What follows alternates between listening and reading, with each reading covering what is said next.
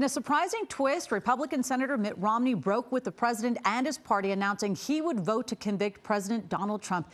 ABC's Mona Kostar-Abdi is live on Capitol Hill with the very latest development out of Washington right now. Mona. Good evening. The outcome, a foregone conclusion, marking the end of a tumultuous 4-month-long impeachment process that further polarized a deeply divided Congress. It is therefore ordered and adjudged that the said Donald John Trump be, and he is hereby, acquitted of the charges in said articles. The third impeachment trial of a sitting president in U.S. history has ended in an acquittal. All Democratic senators voting to convict and remove President Trump on the 2 articles of impeachment and remove him from office. The president had expected at least one Democrat to vote for acquittal, making the vote bipartisan. It turned out it was bipartisan, but not in the way he expected. Republican Senator Mitt Romney breaking ranks. My faith is at the heart of who I am.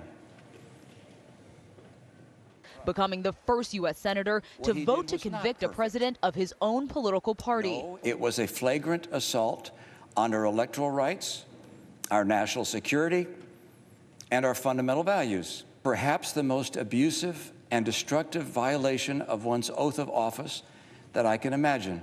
But Romney voting to acquit on the obstruction of Congress charge.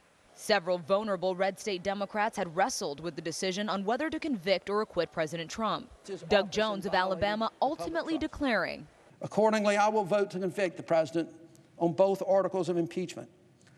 In doing so, I am mindful that in a democracy there is nothing more sacred than the right to vote and respecting the will of the people."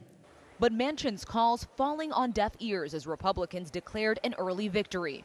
President Trump last night delivering his 3rd State of the Union address in the very same chamber he was impeached in, avoiding direct mention of the trial, but sending this message to the joint session of Congress. We must never forget that the only victories that matter in Washington are victories that deliver for the American people.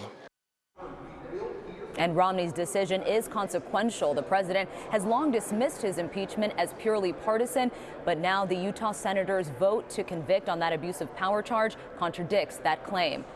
Hello, I'm Mark Brown. Click the ABC7 logo to subscribe to our Eyewitness News YouTube channel.